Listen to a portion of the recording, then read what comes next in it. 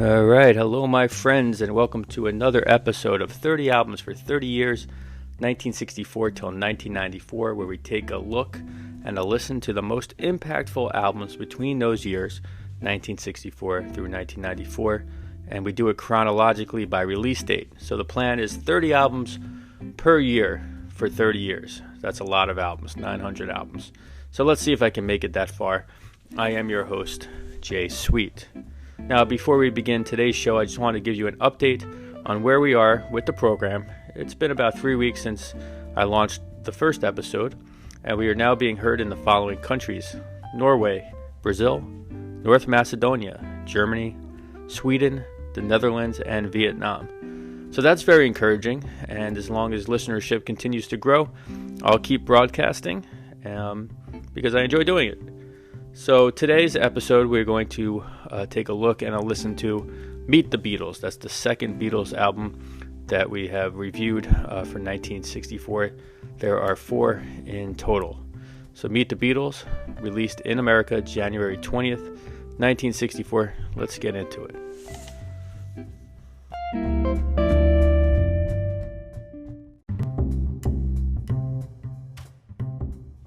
Alright cats, so let's get into it. Meet the Beatles, Capitol Records, released in the US on January 20th, 1964, recorded between February 11th and October 23rd of 1963. So on January 10th, the US were introduced to the Beatles. Introducing the Beatles was the album that came out, and on January 20th, they met the Beatles with Meet the Beatles. So the album was received with great fanfare after a highly successful media campaign.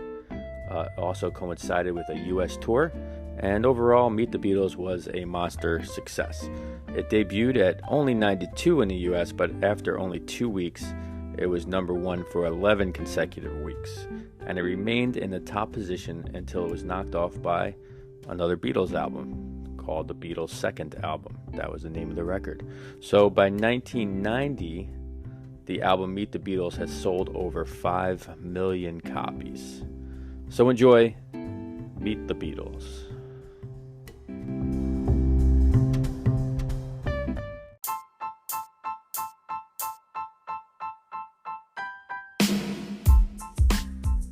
Track number 1 is I Want to Hold Your Hand. On December 26th, 1963, the day after Christmas, the Beatles handed us a gift with the release of I Want to Hold Your Hand.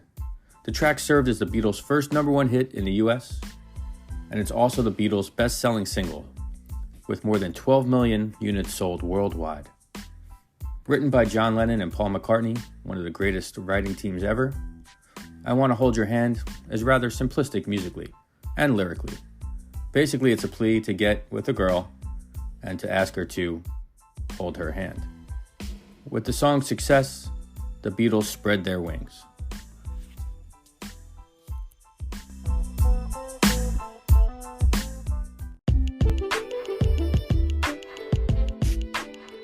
Track number 2 is I Saw Her Standing There. The song was already featured on the original pressing of Introducing the Beatles, the group's debut album in the US. So we have already discussed this song in episode number 3. So go ahead and check that one out if you haven't already. But simply put, it's a great track that peaked at number 14 on the Billboard charts, which is not bad for a B-side.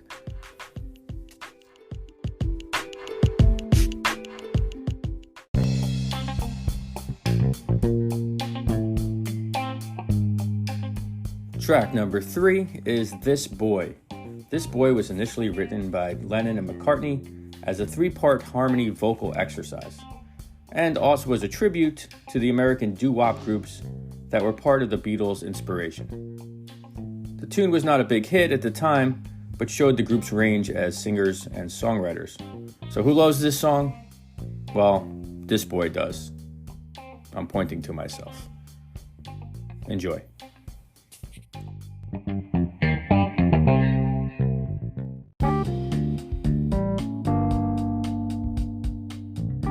Track number 4 is It Won't Be Long. It Won't Be Long is a lesser-known song by the Fab Four. Yet, it's still better than most singles being released by competitive bands. Take notice of the play on words between be long and belong, and the band also gets to say the word yeah a lot in this song. Yeah became one of their favorite lyrics. Without getting too nerdy, the tune has some pretty unique harmonic structures, and it would not be long until the use of more advanced harmonies would become the norm for the Beatles.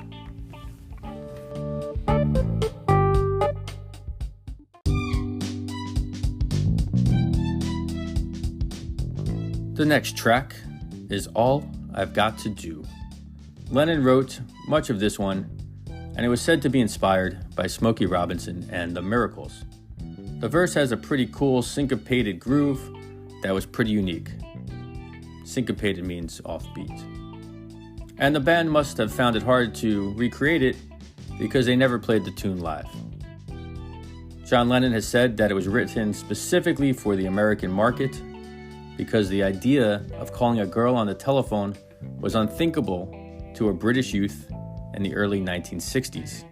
He goes on to say, "I have never called a girl on the phone in my life because phones weren't part of the English child's life. All I've got to do."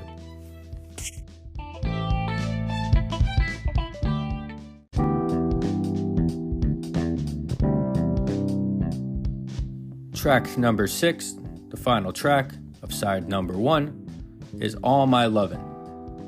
The song began as Paul McCartney's brainchild, and it was the first song he wrote the lyrics to before starting first with the music.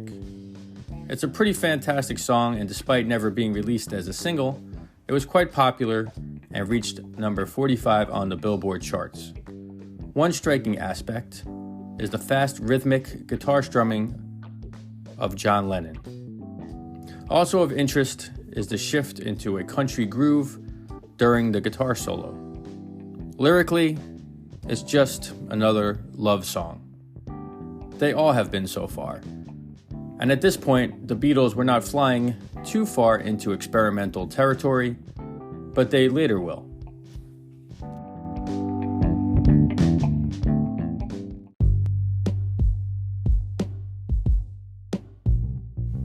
So now it's time to flip the record over and explore side number 2. Track 1 of side 2 is Don't Bother Me. Don't Bother Me was the first song written by George Harrison, and he never really liked it. Harrison is quoted as saying, "I don't think it's a particularly good song, but at least it showed me that all I needed to do was keep on writing, and maybe, eventually, I would write something good. I still feel now that I wish I could write something good." Trust me, he did. Despite Harrison's self-criticism, the song is really not bad. Hearing Harrison take the vocal lead is always a welcomed addition to any Beatles album. And lyrically, we finally get a song that's not about love. It's the opposite, in fact. Instead of being loved, Harrison wants to be left the hell alone. Probably because he wrote it when he was sick in bed. The song contrasts an entire album side in which Lennon and McCartney wrote songs about trying to get noticed, which is a better plan if you're trying to sell albums.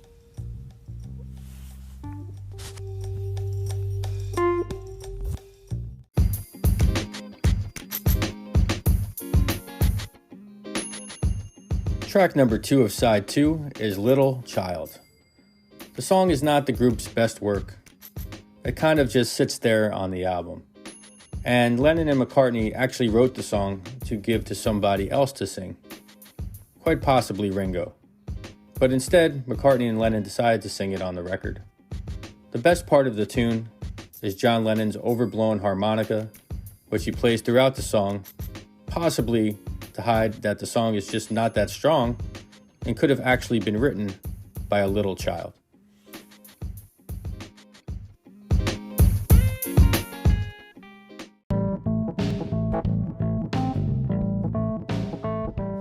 Track number 3 is Till There Was You.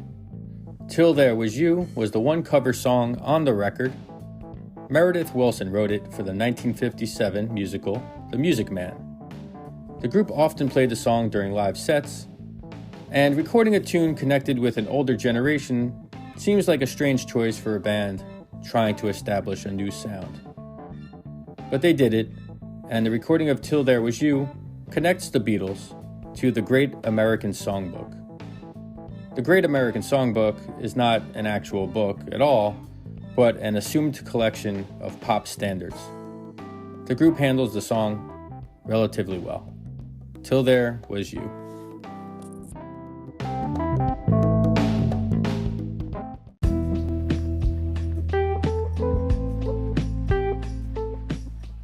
The next track is Hold Me Tight. In 1980, John Lennon said the following about the song. That was Paul's. Maybe I stuck some bits in there. I don't remember. It was a pretty poor song.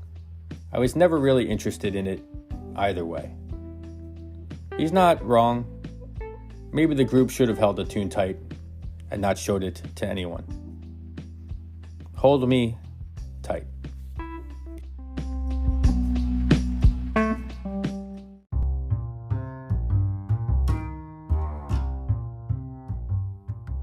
Track number 5 of side 2 is I Wanna Be Your Man.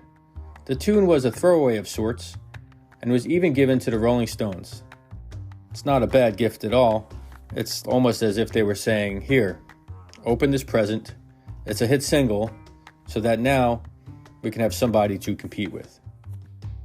Not feeling particularly close to the song, Lennon and McCartney figured, why not let Ringo sing this one?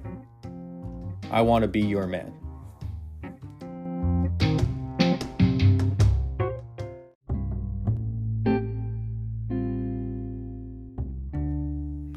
The final track of Meet the Beatles, the American pressing, track number 6, is Not a Second Time.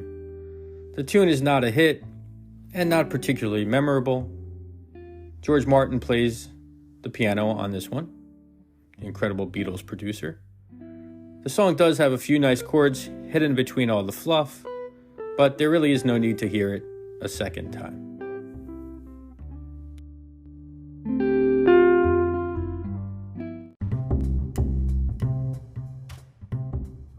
All right, my friends, we did it. We made it to the end of the record, and we're better for it.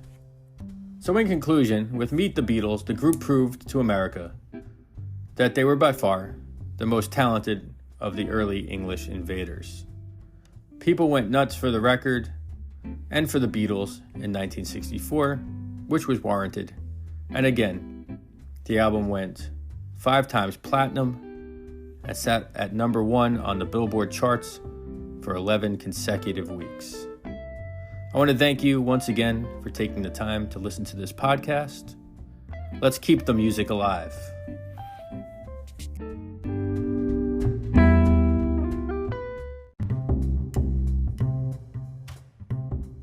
All right, my friends, thanks again for listening to the podcast. It is my absolute joy to present it to you.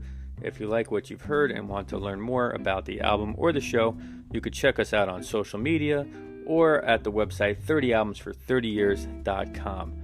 Also, my book is available, The History of American Music, 1750 till 1950, an origin story, and you can get that through Kendall Hunt Publishers. Looking forward to the next show, and until then, let's keep the music alive.